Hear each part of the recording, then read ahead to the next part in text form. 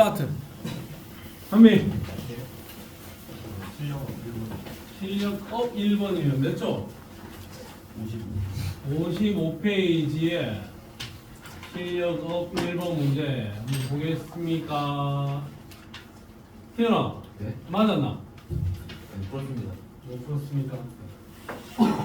실력은 안 풀어요. 오늘 며칠이 12월 30일. 큐. 자, 이거 한번 볼게. 자, 이 문제 정도면 핸디캡이 한 5번 문제 수준입니다.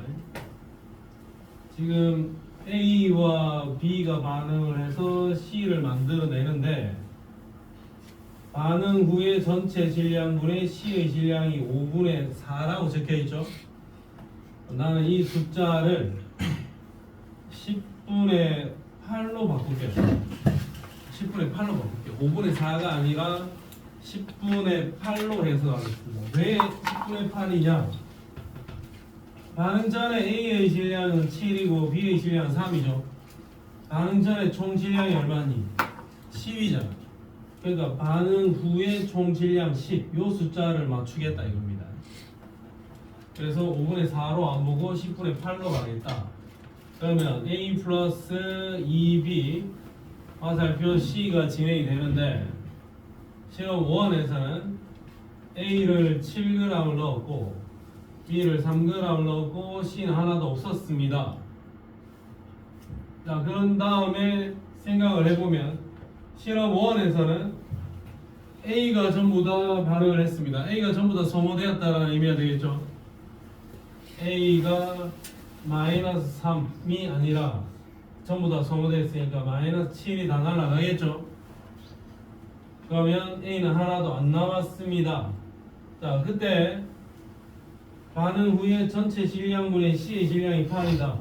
C의 질량이 얼마다? C의 질량이 8이 됐다. 여기 플러스 8인 거죠.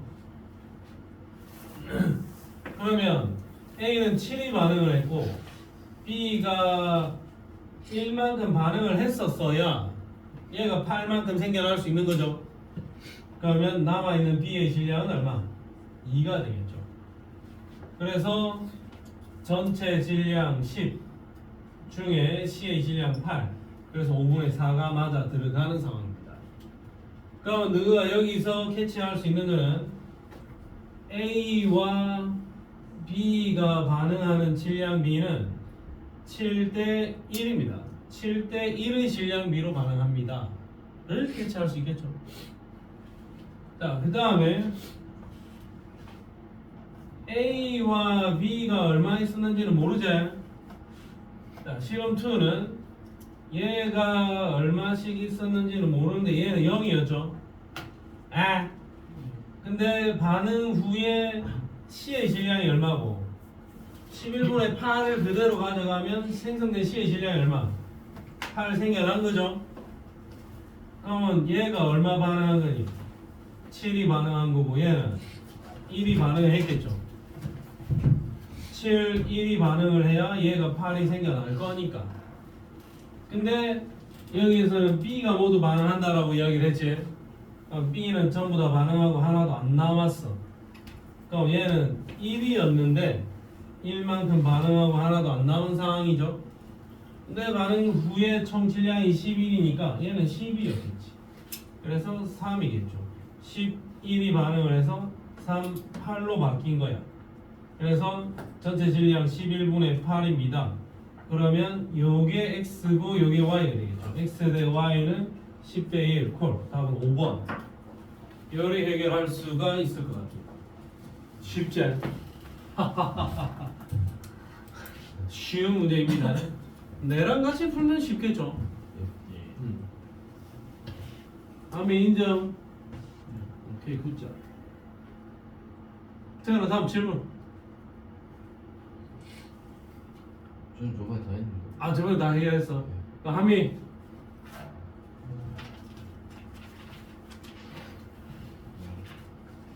이게 11번 맨 쪽에 59쪽 5911. 근데 이거 맞았냐? 아니면 이렇게 어려운 거 같았습니다. 민아 이거 맞았나? 안 풀었어요. 어? 안 풀었어요. 틀린 것 같아. 동호는 네, 아니요 못 풀었어요. 뭐 그렇습니까? 안 풀었어. 얘도 안 풀었어요. 안 풀었어. 주인은 아 뭐야 안 풀고 계기는 거야. 승재. 저안 풀었어요. 오케이 잘했습니다. 재원. 네, 저 진짜 못한 거예요. 그 재원 이 새끼 친구들한테 인사하더라. 이 친구 왔어. 어? 친구 왔어. 친구 있나? 좀 애들 볼 때마다 재영 재영. 아 그래? 재영이 뭔지 모르겠어. 재용? 재용? 패드판데요. 하대요. 재원이 뭔데? 이 친구 패들판. 재원이요. 재원 엄마.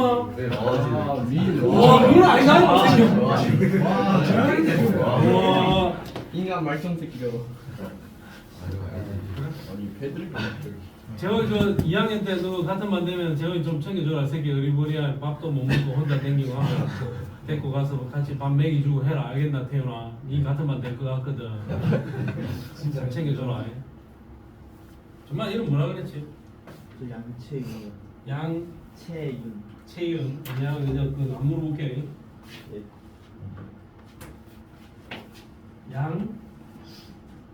양채윤.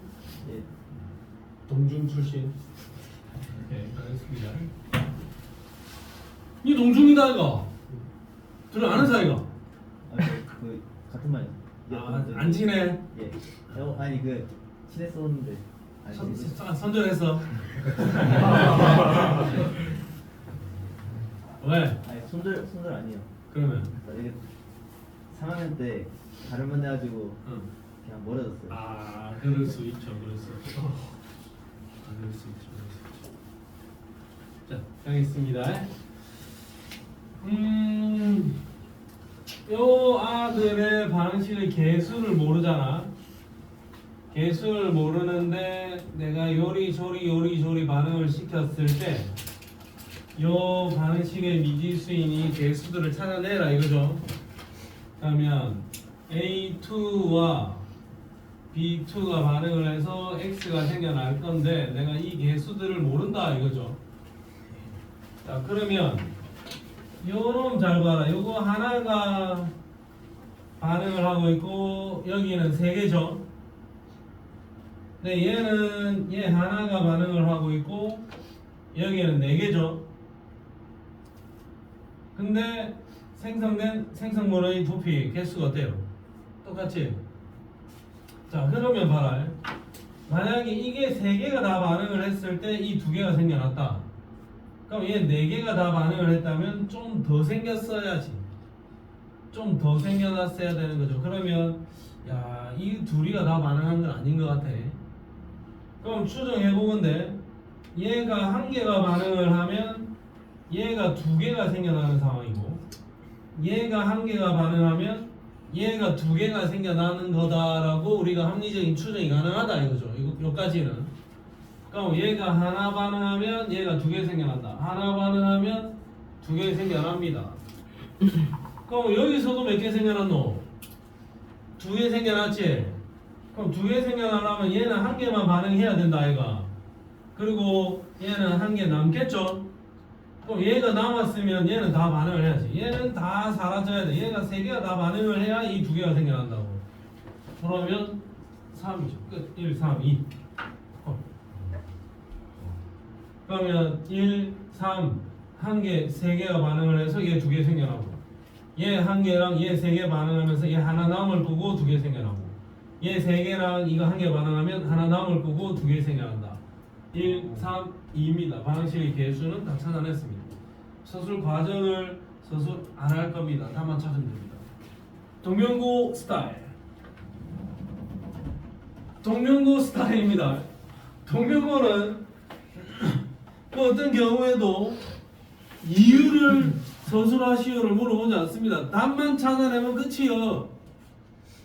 그리고 이 이유 서술하기도 불편하죠. 지금 우리가 아직까지 초보잖아. 뭐 이 이유를 구체적으로 서술하는데 고생하고 있을 필요는 없습니다. 정확하게 ABC 저 개수만 맞으면 끝난 겁니다. 알겠습니까? 오케이, 굿자. Next. 한민아, 쉬운 문제야. 넥스트. 점핑 8번. 아! 이거 별표 2개 정도 쳐라. K 맞았나? 저번에는 안 풀었어요. 아, 나 어려서 안 푸는 것도 좋은 전략이라고 봅니다. 화학을 누가 할 거냐? 모르겠어요. 그 황진영이가 데리고 올라갈 가능성도 있죠. 있을 가능성. 황진영이 한다면 어려운 문제들은 리스트를 주니까 일부러 안 할 거예요. 이 리스트를 주니까 그 문제들만 해결이 됩니다. 근데 이걸 할 줄 알아야 그걸 해결합니다. 아 근데 시간이 없어가지고. 이게 연습이 되어야 그 시간의 문제들을 풀 수 있습니다. 자, 이 문제는 별표 3개 쳐놔라. 탄산칼슘과 염산, CaCl2, CO2, H2O 되는 겁니다. 반응식 자체를 일단은 무조건 알고 있어야 되는 거고, 반응식을 그대로 알고 있는 상황에서 문제에 접근해 들어가겠습니다. 좀 배열이 좀 찝찝하네요. 디귿 보기까지 그대로 살리려면 반응식을 다시 쓸게요. 반응식 자체는 CaCO3, 2개 HCl, CaCl2, CO2, H2O 이렇게 되어 있습니다. 그럼 저 X가 누구라고? X는 이산화탄소죠. 자, 여기에 표기되어 있는 요 X 이거 누구라고? 이산화탄소고 A는 얼마? 2고 B는 얼마? 1입니다. 그러면 일단은 A 플러스 B 값은 얼마니? A 플러스 B 값은 3이죠. 그러면 기억 보기는 일단 날려라. 자, 문제는 디귿 보기가 문제입니다. 자, 보세요. 처음에 CaCO3 요노마의 질량을 W1이라 했고, 그 다음에 묽은 염산하고 삼각 플라스크 요노마의 질량의 합이 W2죠. 그러면 묽은 염산과 삼각 플라스크에다가 CaCO3를 집어 넣었다. 둘이를 같이 합쳤을 때 W1 플러스 W2 합칠 겁니다. 그럼 W1은 X라고 적어놨고 W2는 330이라고 적어놨지. 그러니까 합치면 여기에서 반응이 진행이 될 거고, 뚜껑 열려 있냐? 그림이 없냐? 뚜껑이 열려 있겠죠? 자, 뚜껑이 열려 있을 거야. 뚜껑이 열려 있으면 여기에 생성된 기체가 날아가 버린다고. 이산화탄소 기체가 날아가 버리겠죠? 그러면 기체 날아가고 나면 이산화탄소 날아간 기체의 질량만큼 질량이 줄어들 겁니다. 그럼 줄어든 질량이 누구의 질량이다? 생성된 이산화탄소의 질량이다 이거지. 오케이? 자, 그러면 W1에다가 W2 요거 두 개를 더한 다음에 실험이 다 끝난 후에 질량이 W3였잖아요. 그러면 X에다가 330을 더했다. 두 개 합쳤다. 그런 다음에 발생된 이산화탄소의 질량을 빼면 최종 질량 331.12가 될 겁니다. 이산화탄소의 질량을 빼고 나면 이 질량이 될 거야. X의 값이 있을 거니까 이걸 뺐을 때 숫자가 요 숫자보다는 더 커지겠죠. 그럼 여기서 적어보면 생성된 이산화탄소의 질량은 X 빼기 1.12가 되겠죠. 발생된 이산화탄소의 질량은 X 빼기 1.12입니다. 콜. 그러면 발생된 이산화탄소의 질량은 0.88입니다. 와, 맞는지 안 맞는지 모르겠네요. x를 찾아내야 되겠네요. x 빼기 1.1이고 만약에 x가 2면은 이게 어떤 거? 2 빼기 1.12면은 맞겠죠? 숫자에 연관성이 있는 것 같으니까 이거 맞는 것 같기는 해. 대충 때려잡으려면 난 몰라서 찍을 것 같으면 야 뭔가 1.12를 빼면 0.88 남을 것 같잖아. 근데 아직 확신은 안 드니까 조금은 또 추정을 해봐야 됩니다. 자 뭐라? 그럼 이제 x하고 x를 어떻게 찾을 것이냐? 그걸 이제 한번 보자고. 아우 골 때리네.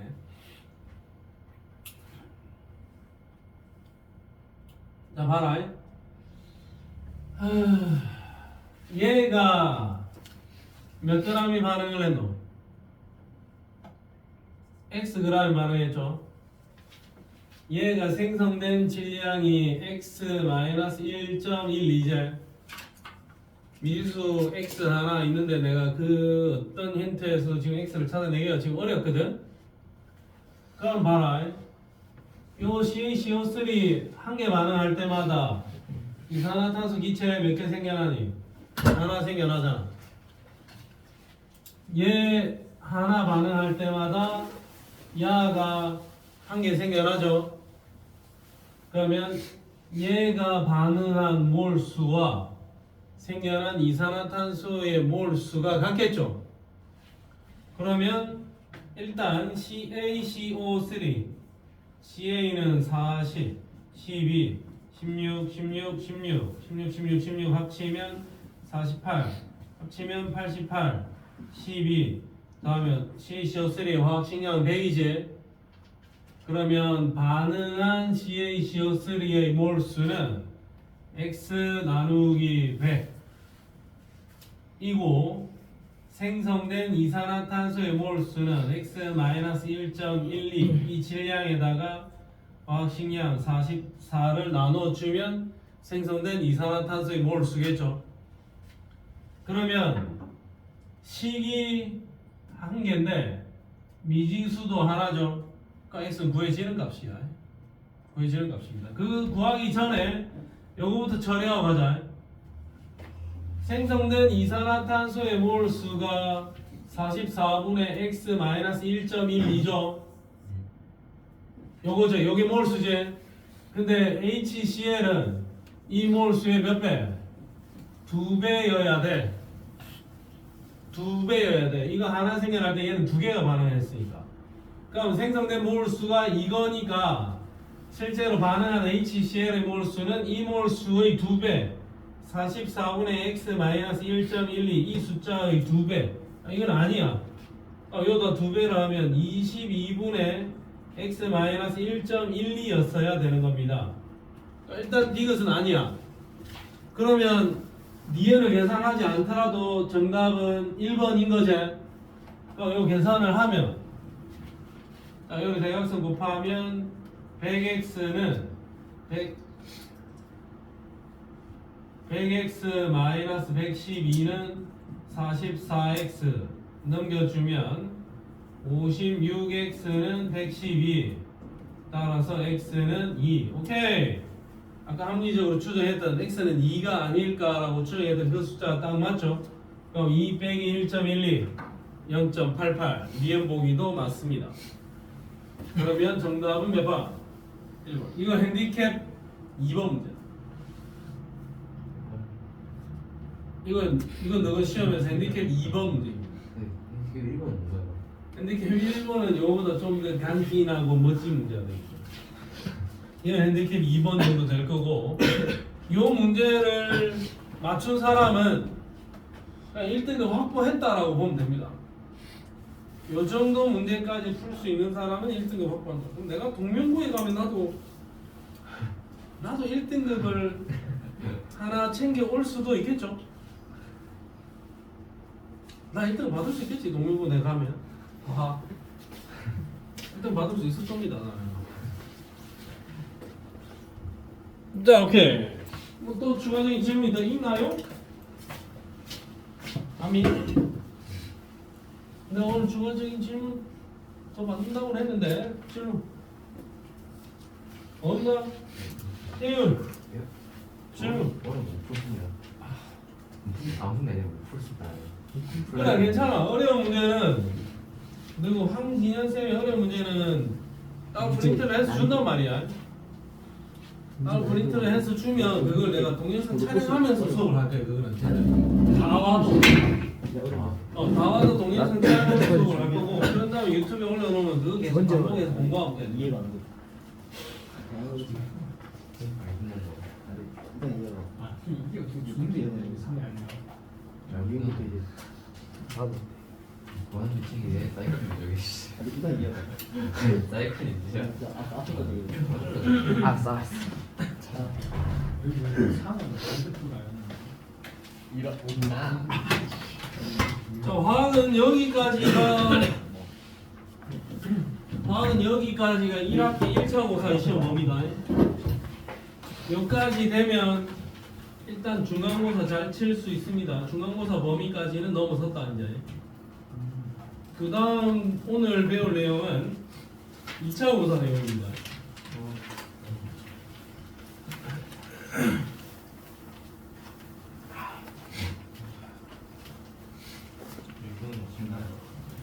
응? 이거는 이제 쉬는 시간입니다. 이거는 쉬어가는 시간. 근데 이거는 또 취향에 따라 좀 달라요.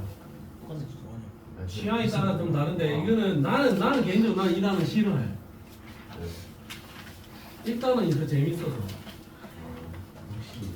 일단은 문제 풀고 하는 게 훨씬 더 재밌지. 이거는 좀 짜증나는데 뭐 지루하고 좀 사회 같은 느낌이잖아.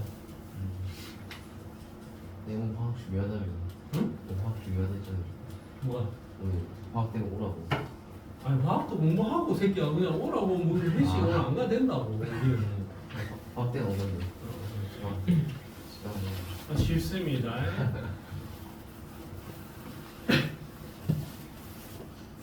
제 2단원이고 원자의 구조 1학기 2차 고사에 해당하는 내용입니다.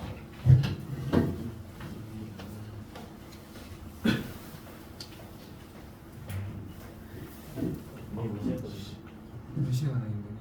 다 받는 건 없네. 아침 일어날 수가 있어요. 일출. 보러 가냐? 갈 수도 있어. 아 이게 환경이 고생해가지고. 아니 근데 가족들이 갈 수도 있어.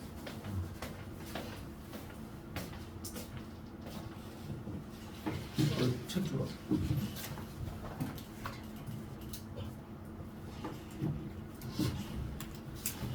자, 원자의 구조. 원자의 중심에는 뭐가 있냐? 예? 원자의 중심에는 원자 핵이 있고 주변에 전자 돌아다니고 있지? 이런 거 배운다고 이런 거.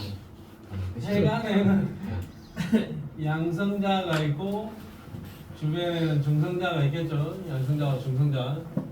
양성자와 중성자는 쿼크로 이루어져 있었지. 뭐 이런 이야기. 자, 그럼 이게 원자를 구성하고 있는 입자들이다라는 사실은 지금 현재 중학교 2학년들도 압니다. 중학교 1학년들도 아는 애들도 있고 초등 잼민이들 중에서도 일부 아는 아이들도 있습니다. 네, 과거에 1897년, 1900년이라고 치면 지금부터 125년 전이죠. 그때는 몰랐다 이걸 아무도. 지금 초등학교 5학년 애들도 원자가 어쩌고 전자가 어쩌고 사는 아들도 있는데 그 당시에 제일 똑똑한 사람들도 몰랐다 이겁니다. 125년. 지금 학원 교과서 하나 들고 125년 전으로 가면 절대적인 신적인 존재들이야. 그냥 우리가 머릿속에 들어있는 지식만 가지고 125년 전에 가도 우리는 그 아인슈타인 이런 아이들 우리를 대스승으로 모실 수 있을 만한 지식을 갖고 있는 겁니다. 자, 이건 누가 제일 먼저 발견됐냐? 얘가 제일 먼저 발견됐어요. 전자. 그 다음은 핵. 그 다음은 양성자.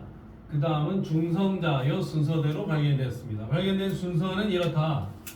제일 먼저 발견된 게 누구다? 전자.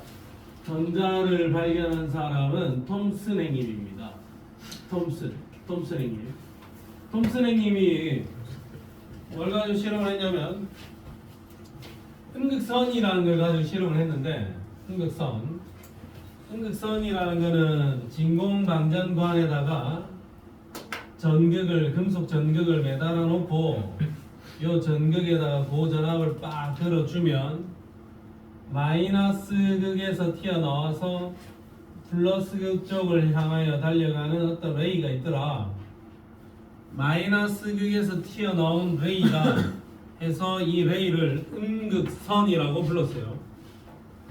그런데 여기 이 전극으로 사용할 수 있는 금속의 종류가 다양할 수 있겠지. 뭐 저기다 철을 갖다 대가지고 할 수도 있고, 저기다가 뭐 구리 가지고 할 수도 있고, 금을 가지고 할 수도 있고, 은으로 할 수도 있고, 여러 가지 금속들 갖다 대가지고 음극선을 만들어낼 수 있다 이거죠. 마이너스 극에서 튀어나와서 플러스 극 쪽으로 달려가는 빛이다. 그래서 이걸 음극선이라고 부른다. 우리 눈에 보이지 않는 빛입니다. 가시광선은 아니다 이거야. 그럼 이렇게 마이너스에서 플러스로 달려가는 이 레이를 가지고 실험을 했다. 자, 그랬더니 지나가는 과정 중에 어떤 물체가 있으면 그 물체 모양의 그림자가 생겨났다.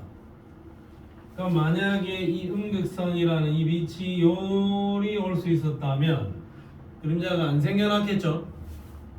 근데 요렇게밖에 못 가니까 뚫고 못 지나가서 그림자가 생겨난 거지. 아, 음극선이라는 이놈아는 직진만 할 수 있는 특징이 있다. 음극선이 지나가는 경로에다가 바람개비 날개를 갖다 댔더니 바람개비 날개가 뱅글뱅글 돌더라. 음극선을 구성하는 어떤 빛, 그 빛을 구성하는 입자가 바람개비 날개를 때리니까 돌 수 있는 거죠. 그러면 음극선을 구성하는 이 레이, 이 빛은 어떤 질량을 가진 입자의 흐름이다 이거죠. 이 음극선을 구성하는 누군가가 있는데 얘는 질량을 가진 입자의 흐름이다. 그러니까 바람개비 날개가 돌아갑니다. 자, 그 다음에 음극선이 지나가는 경로에다가 자석을 갖다 댔더니 자석에 의해서 이 음극선의 빛의 흐름이 휘어지더라. 그러면 여기서 추정해 갈 수 있는 게 그러면 자석을 갖다 댔을 때 휘어지면 얘는 자기력을 가지고 있는 아이네. 그러니까 음극선이 지나가는 이 경로에 자석의 영향을 받는다라는 말은 얘가 자기장이 생겨나는 입자네. 그러면 얘가 자석의 성질을 띠고 있을 수도 있는 거고, 아니면 한 단계 더 나가서 생각을 하면 전류가 흐르는 도선 주변에는 자기장이 생겨났는데, 그러면 자기력을 가지고 있는 아이다. 그럼 혹시 여기에 전류가 흐르는 게 아닐까? 전류가 흐르면 자기장이 생겨나니까. 그럼 전류가 흐르는데 여기는 전선이 아니기 때문에 전류는 흐르지는 않겠네요. 그러면 전하를 띤 입자의 움직임이 생기면 전류가 흐르는 거잖아. 전자가 움직이면 전류가 흐르는 거잖아. 그럼 얘가 전하를 띤 입자가 아닐까라고 추정을 한 거죠. 전하를 띤 입자면 전류가 흐르는 거고, 전류가 흐르면 자기장이 생겨날 거니까 여기 있는 이 자석에 의해서 휘어질 수 있다 이거죠. 그럼 이 실험을 통해서 추정한 거는 전하를 띤 입자일 수 있다라고 추정을 한 거고, 그러면 전하를 띤 입자면은 걔가 플러스 전하를 띈 건지 마이너스 전하를 띈 건지만 체크를 해보면 되겠죠. 그래서 요 밑에다가 다시 실험 세팅을 합니다. 음극선이 지나가는 경로에다가 마이너스 극, 플러스 극 대전체를 갖다 댔더니 플러스 극 쪽으로 당겨졌다. 그러면 태연아, 이 음극선은 어떤 전하를 띠고 있겠니? 마이너스 전하를 띠고 있다고 보면 되겠죠. 그러니까 플러스 극 쪽으로 잡아당겨졌겠지. 그럼 이 실험을 통해서 음극선은 마이너스 전하를 띠고 있고, 질량은 요 정도 되고, 그 다음에 직진하는 성질이 있고, 마이너스에다가 금을 갖다 대도 똑같은 게 나오고, 은을 갖다 대도 나오고, 철을 갖다 대도 나오고, 구리를 갖다 대고 실험을 해도 다 똑같은 입자가 나왔다. 그러면 이 음극선을 구성하는 이 입자는 금, 철, 구리 할 것 없이 모든 원자에 공통적으로 포함되어 있는 입자다. 전하량은 마이너스 전하를 띠고 있고 질량은 요 정도 된다. 질량은 이 톰슨님이 측정한 게 아니고 질량은 추후에 밀리컨이라는 과학자가 측정을 해냅니다. 질량은 요 정도 되고 공통적인 입자다. 웬만한 원자를 구성하는 공통된 입자다. 여러 가지 원소들을 갖다 댔을 때 똑같은 입자가 나왔다 이거야. 그러면 이 음극선을 구성하는 입자는 모든 원소가 공통적으로 가지고 있으면서 마이너스 전하를 띠고 있다. 얘를 전자라고 그냥 이름을 붙였다. 전자, 일렉트론이라고 이름을 붙였다. 톰슨 형님이 발견한 전자입니다. 여기서 시험 문제가 나왔을 때 틀린 놈들은 때려치워야 됩니다. 틀리면 안 된다. 이거 틀리면 뭐 그냥 나는 이건 내가 할 길이 아니구나 이 공부는. 그래서 빨리 학교 그만두고 미용 기술을 배우든지 종접을 배우든지 해야 됩니다. 여기서 나오는 문제는 틀릴 게 없다. 틀려서는 안 된다. 굉장히 쉬운 문제인데 여기서 틀리면 완전 치명상이다. 핸디캡 1번 문제는 틀려도 괜찮아요. 그거는 내가 열심히 공부를 해도 틀릴 거고 공부를 안 하고 가도 틀릴 겁니다. 핸디캡 1번 문제는 누구나 틀릴 수 있는 문제니까 내가 틀려도 괜찮아요. 웬만하면 다 틀려가지고 올 거니까.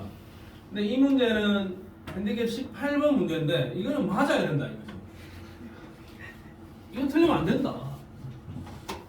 자, 뒷페이지로. 그래서 톰슨 형님은 전자를 발견을 했고 전자를 발견한 다음에 자신의 원자 모형에다가 전자라는 개념을 추가를 합니다. 아, 원자는 막 전자라는 게 있어.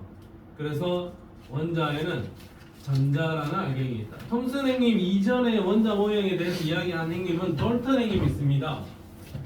돌턴 형님은 뭐라고 이야기했냐면 돌턴 형님은 원자는 그냥 이런 거야 임마. 원자는 그냥 딱 동그랗게 생겨가지고 그냥 뭐 아무것도 없어. 그냥 원자는 공 모양이야 라고 이야기를 한 거고 톰슨 형님이 전자를 발견하고 나면 아닌데 원자는 마이너스 전하를 띠는 이런 전자들이 원자에 박혀 있는데 근데 톰슨 형님이 보면 마이너스 전하를 띠고 있으면 얘는 전체적으로 마이너스 전하여야 되는데 전하는 안 띠더라고. 근데 그냥 플러스는 막 전체적으로 골고루 플러스 전하는 퍼져 있어. 플러스 전하를 띠는 아이는 골고루 퍼져 있는 거고 마이너스 전하를 띠는 입자는 있어 라고 이야기합니다. 얘만 입자인 거고 마이너스 전하를 띠는 얘만 전자라는 어떤 알갱이인 거고 플러스 전하는 골고루 퍼져 있는 상황을 의미하는 거예요. 그래서 플러스 전하를 띠는 어떤 전체적인 공에 마이너스 전하를 띠는 전자가 박혀 있는 형태입니다. 이렇게 이야기를 하는 거죠. 그래서 톰슨 전자가 된 겁니다. 자, 전자 다음에 발견된 건 누구? 원자 핵을 발견했죠. 원자 핵을 발견한 사람은 누구? 러더퍼드. 다른 학교는 몰라도 동명고등학교는 이 사람들 이름 다 알아야 됩니다. 러더퍼드 형님이 원자 핵을 발견했다. 1911년. 자, 러더퍼드 형님은 알파 입자 산란 실험이라는 걸 했는데 알파 입자라 하면 그 당시에 몰라서 그냥 알파 입자라고 붙인 거고 알파 입자는 헬륨 원자 핵을 알파 입자라고 이름을 붙였다. 재원아 맞지? 예? 알파 입자는 헬륨 원자 핵이 알파 입자입니다. 알겠습니까? 헬륨 원자 핵이 알파 입자고 그 당시에는 사람들이 몰랐기 때문에 그냥 알파 입자라고 부른 거야. 알파 입자의 질량이 어느 정도냐면 대충 7200 정도고 전자는 질량을 1이라고 비교해 보겠습니다. 전자보다 알파 입자는 질량이 한 7200배 정도 더 무거운 녀석이야. 그럼 내가 100kg이면 100kg는 아닙니다만 95kg 정도 돼. 내 몸무게에 7,200배면 7이 빵빵빵빵 킬로그램이죠. 맞나? 7,200배 하면. 그럼 내 몸무게에 7,200배면 720톤 규모의 엄청난 질량의 어떤 물체가 되겠지? 그럼 이 건물이 720톤 되겠나? 건물 질량을 싹 다 합치면 안 될 겁니다. 안 될 것 같아. 괜찮을까요? 될까? 너무 이 건물 질량이 720톤이나 될까?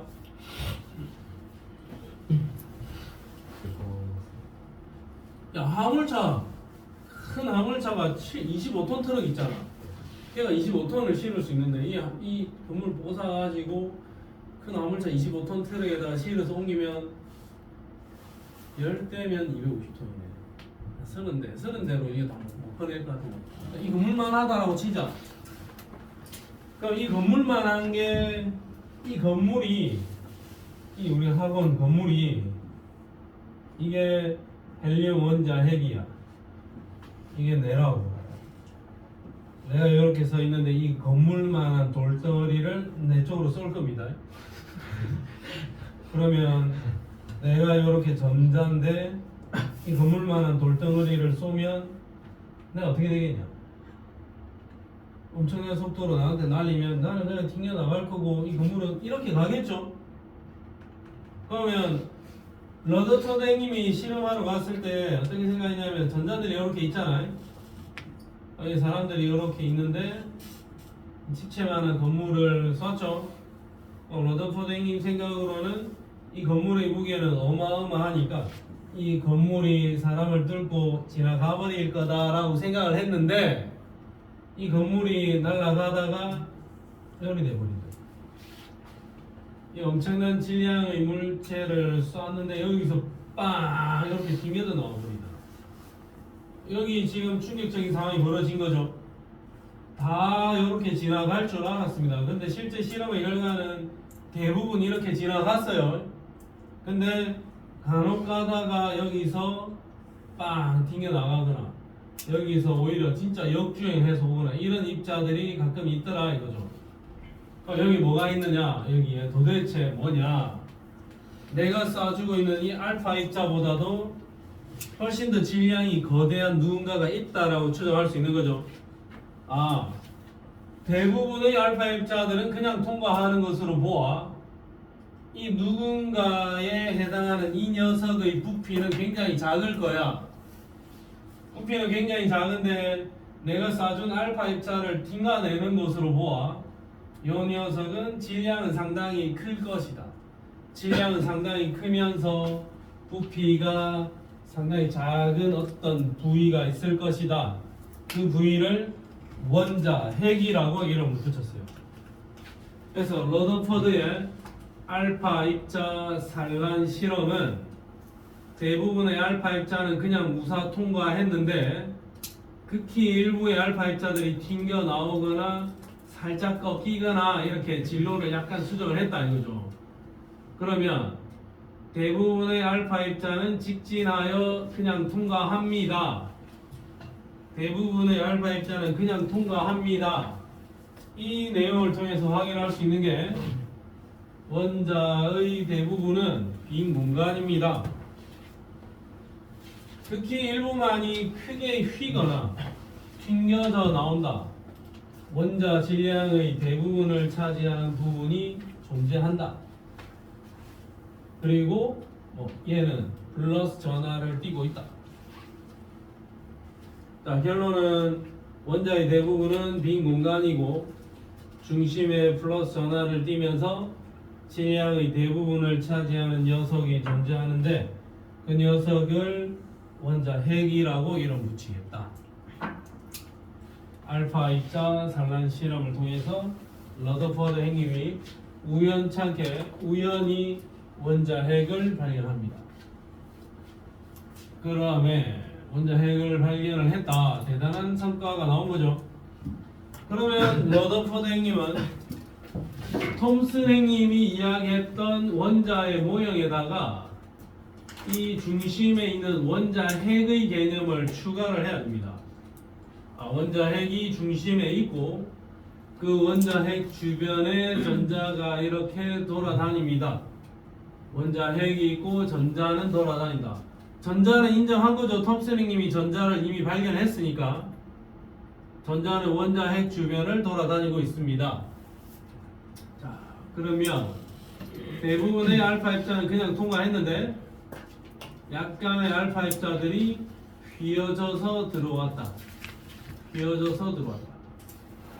자, 그 정도까지만 체크하겠습니다. 자, 그 다음에 이 정도까지만 일단 해놓고 그 다음에 양성자의 발견.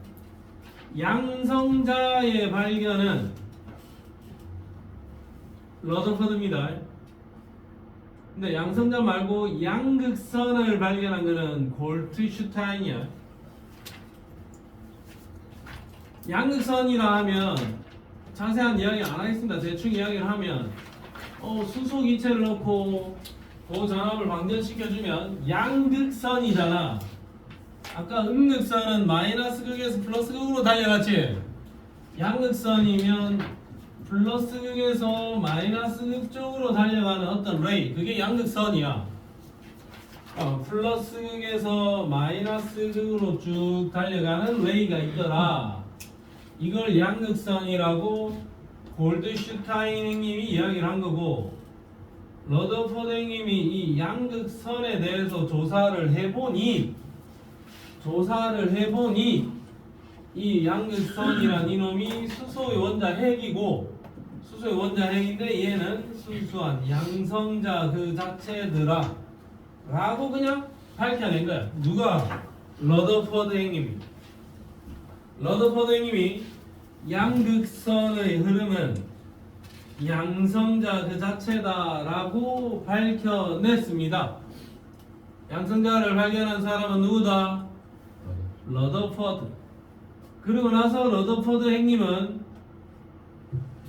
아쉬운 점이 있는데 뭐냐면 아쉽다는 건 아니고, 자, 러더포드 형님은 그 뒤에 의문이 뭐였냐면 수소는 양성자가 하나다, 헬륨은 양성자가 둘이다. 수소의 플러스 전하량에 비해 헬륨의 플러스 전하량이 2배 더 셌으니까. 그런데 수소보다 헬륨이 양성자가 2배 더 많은데 몸무게는 4배더라. 이거 러더퍼드 형님이 확인을 했어요. 그럼 러더퍼드 형님은 이제 어떻게 생각을 했냐면, 양성자 하나에 양성자 둘인데 몸무게가 4배인 것으로 보아 헬륨에는 양성자와 질량이 거의 대등하면서 전하를 띠지 않는 입자가 있다.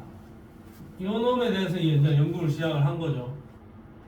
근데 양성자는 2배인데 질량이 4배니까 전하를 띠지 않는 중성자가 있다라고 이야기를 했습니다. 그리고 그냥 죽었습니다.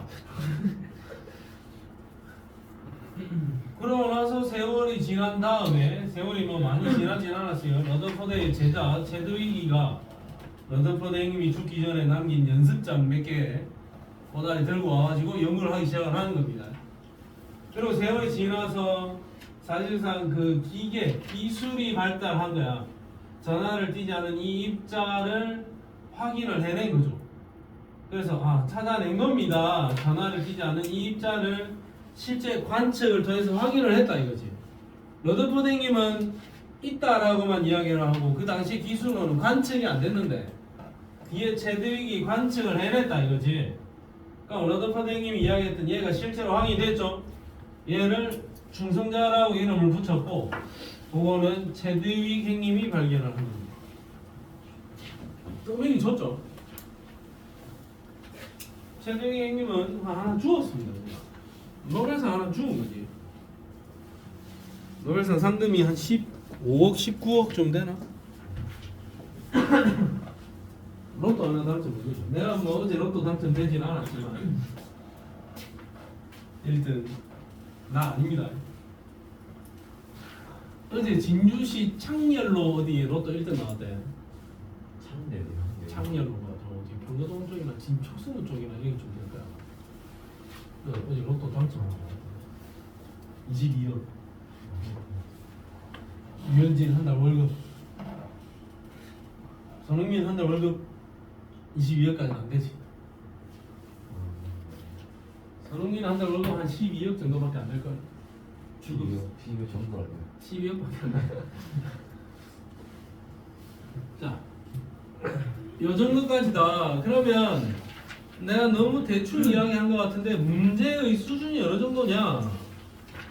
뭐 다 맞출 수 있겠죠? 야, 이 모르는 사람 우리 때리치울 사람 한번 골라보자. 75쪽에 3번 문제. 스탑.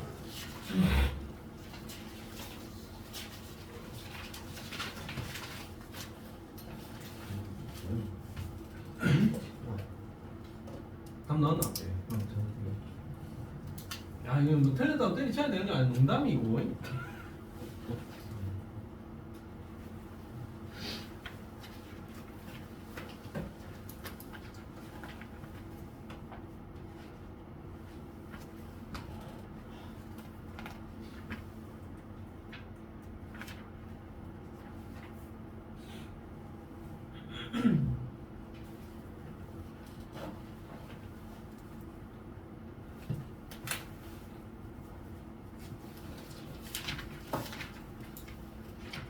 집에 가서.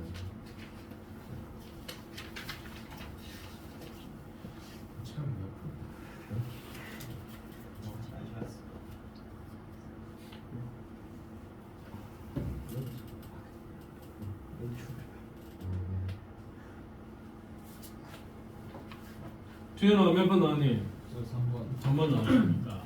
승재 3번이요. 3번. 채윤 저 3번 나왔습니다. 3번 나왔습니다. 동호 3번. 민 맞아요. 아니 이 새끼야 소리 내어 대답해라. 병신아 손가락 잘라빌라. 몇 번? 민 몇 번? 3번. 재호이 몇 번?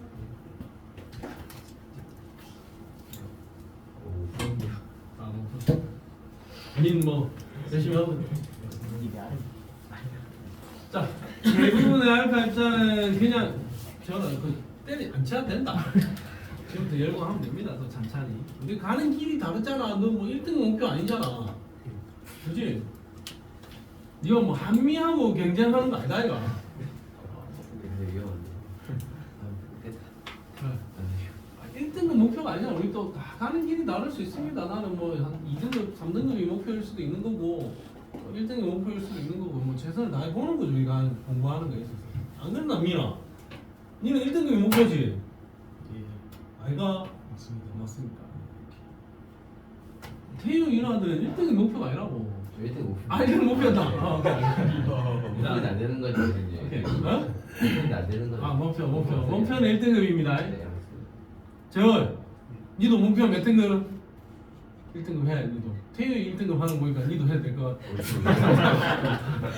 아, 1등 됐지. 대부분의 알파 입자는 그냥 통과하지. 자, 그런 말은 대부분 빈 공간이다.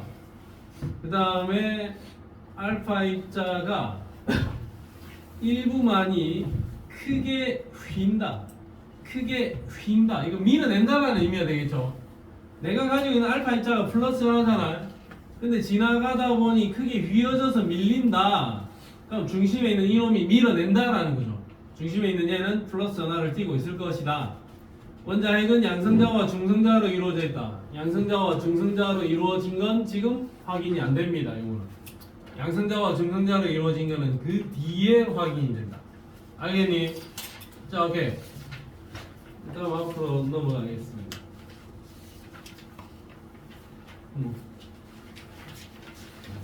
내가 뭐 만만을 하는 편은 아니죠. 오늘은 문나신 볼 수 없었다 이렇게 되는 거 아니겠지? 걔는 이름 뭐였지? 이름 잘 하고 있냐 걔는? 이게 뭐야? 국민? 박민준. 자, 가겠습니다. 자, 이제 정리를 하자. 원자의 중심에는 원자핵이 중심에 있고 마이너스 전하를 띠는 전자가 원자핵 주변을 돌고 있습니다. 원자핵은 양성자와 중성자로 이루어져 있습니다. 원자의 지름이 이 정도면 원자핵의 지름은 10,000분의 1 정도밖에 안 됩니다. 굉장히 작습니다. 원자핵의 크기는 원자의 크기에 비해서 매우 작다. 원자의 크기의 한 100,000분의 1 요 정도밖에 안 된다. 원자가 뭐 이만하면 원자핵은 요거도 안 된다 이거죠. 원자핵은 깨알 같은 요 점도 안 된다 이거죠. 원자의 크기에 비해서 원자핵의 크기는 매우 작다. 원자핵과 전자로 이루어져 있고 원자핵에는 양성자와 중성자가 들어있다. 그 정도까지만 이야기하고 있습니다. 중2 과학교 가서. 자, 그 다음에 전하량. 자, 양성자와 전자는 전하량의 크기는 같고 부호는 반대입니다. 자, 양성자 하나의 전하량이 플러스 1.6 곱하기 10의 마이너스 19승 블록이고 전자 하나의 전하량은 마이너스 1.6 곱하기 10의 마이너스 19승 블록이다.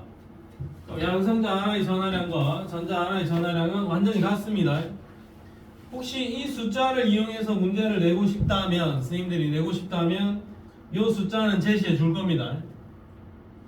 근데 뭐 저 숫자보다는 양성자는 플러스 1, 전자는 마이너스 1, 중성자는 0 요 정도까지.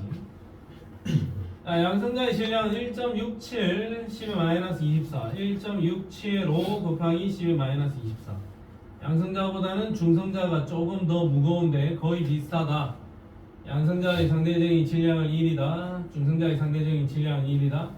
전자는 1837분의 1이다. 이걸 1로 보면 얘는 1837이다 라는 이야기겠죠. 전자에 비해서 양성자와 중성자의 질량은 1800배 정도 더 무겁다. 전자는 무시할 만하다. 양성자와 중성자에 비해서 무시해도 될 만큼 굉장히 가볍다. 그 정도. 자, 그 다음에 여기 원자 번호에다가 별표 하나만 살짝 치세요. 원자 번호에다 별표 하나를 치고 원자 번호라는 거는 수소는 1번, 헬륨은 2번, 나트륨은 11번 이렇게 주기율표에 적혀있는 넘버 그게 원자 번호인데 원자 번호는 원래 정의는 양성자의 개수대로 원자 번호를 정의한 겁니다.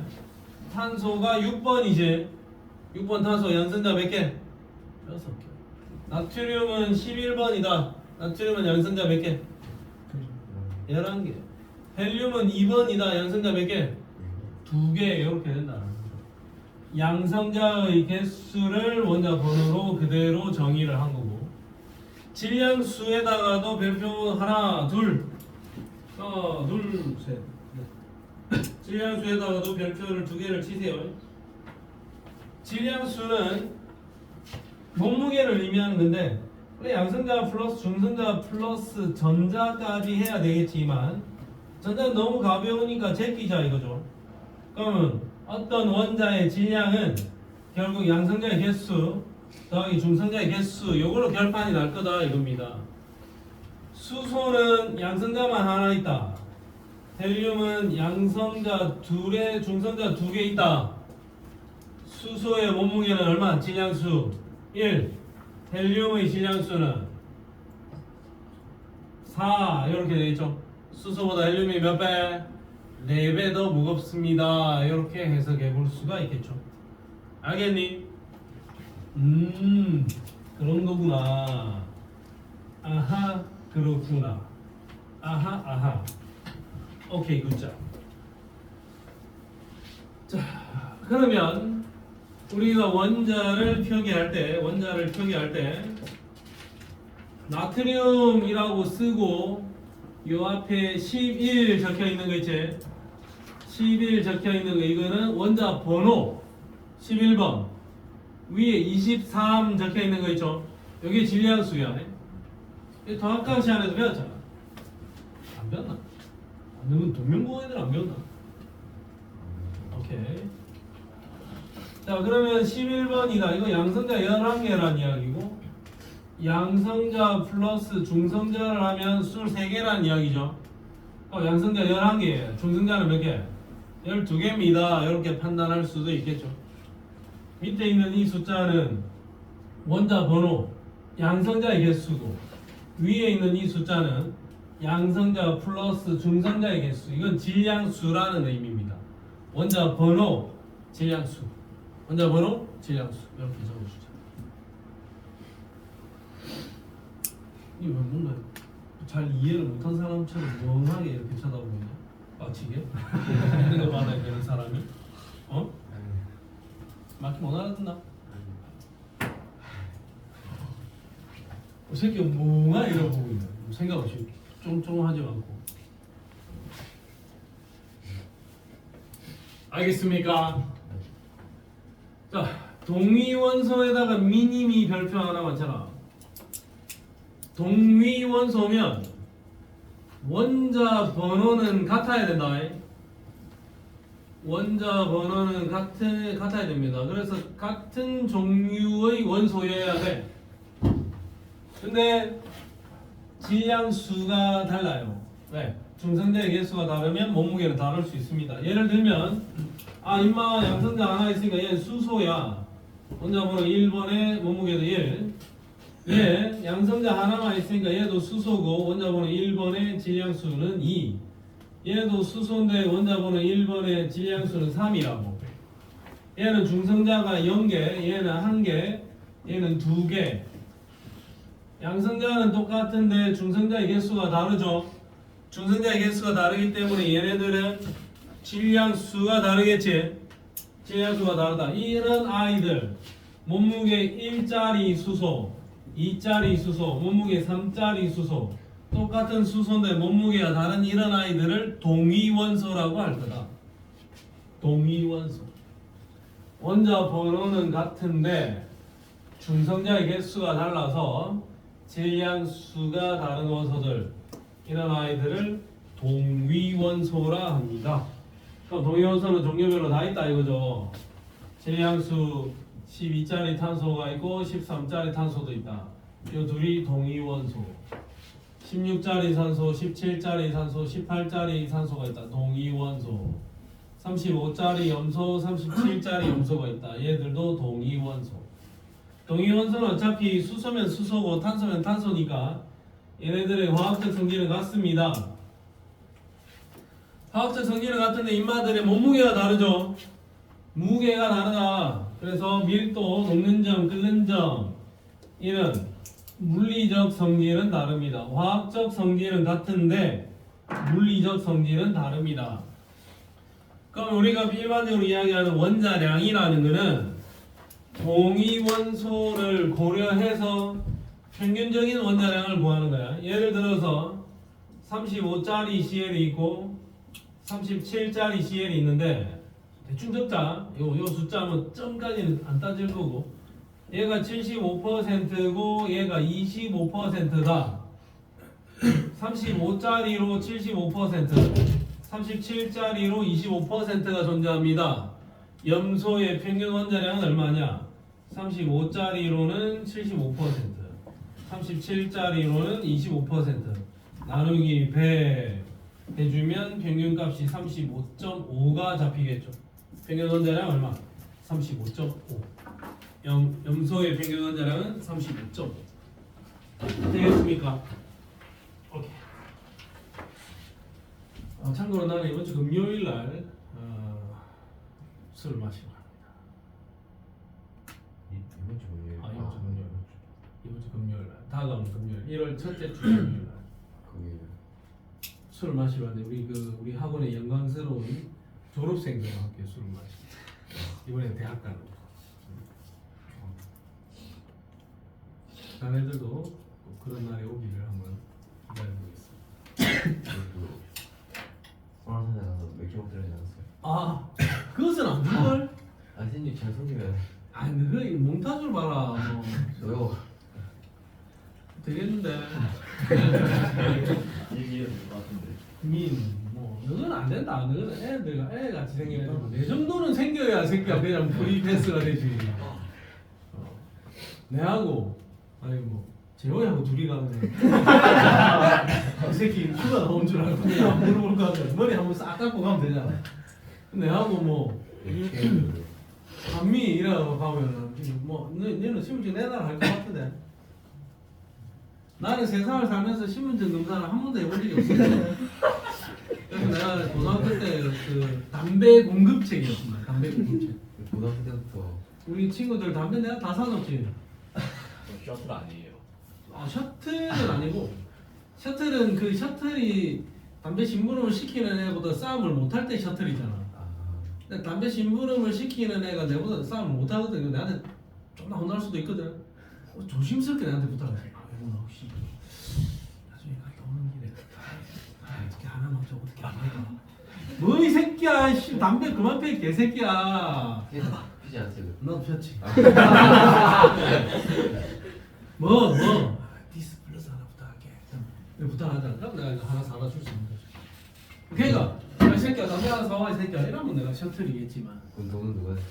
그 새끼가 내야지 당연히. 담배 사는 사람 내야지. 그럼 당연한 거 아이가. 나는 진짜 담배는 한 번도 막혀본 적이 없다. 한 번도요? 단 한 번도. 단 한 번도 난 세상을 살면서 어디 신분증 내놔봐라 소리를 들어본 적이 없다. 단 한 번도 진짜 좀 섭섭하다 나.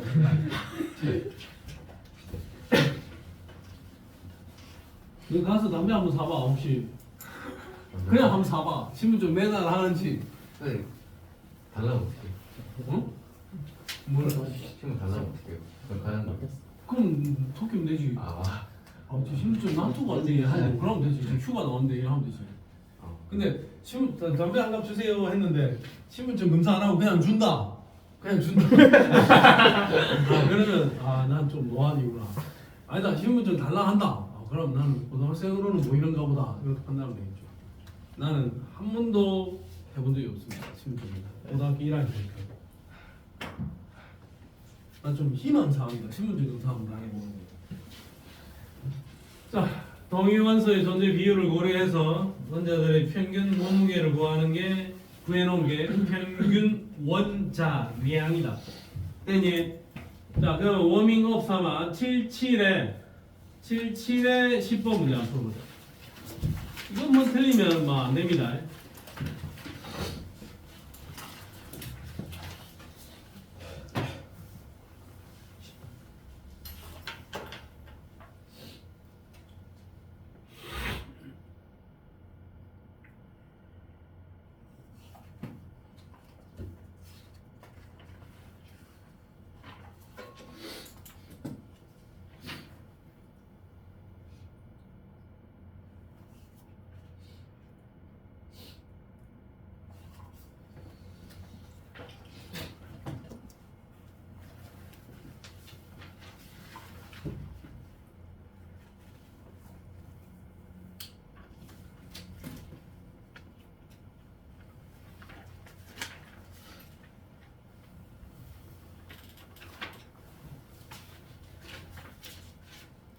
민, 답 나니?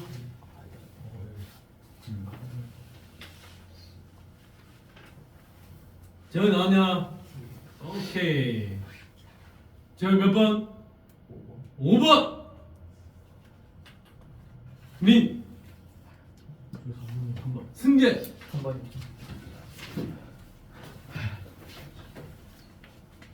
재현! 저 3번이요.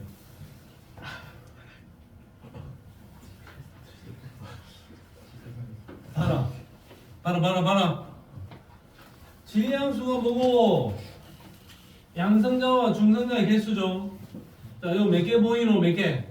세연아 몇 개고? 2개. 이거 몇 개 보이노? 니 혹시 이것도 셌냐? 이것도 셌냐? 이거 세면 하나 둘 셋 넷 다섯 3대 5 콜. 마 전단 제끼라. 오케이. 아 너무 친구들 앞에서 내가 꼬볼 줬나? 다음 주부터 재원이는 다시 볼 수 없었다. 되지 않겠죠?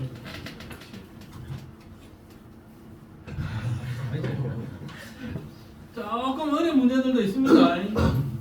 와우.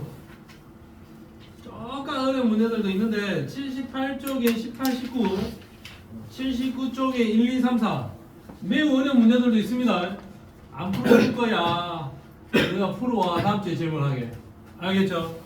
오늘은 여기까지. 한번 어딘가요? 한번 봐. 그럼 집 가는 거예요. 아니요.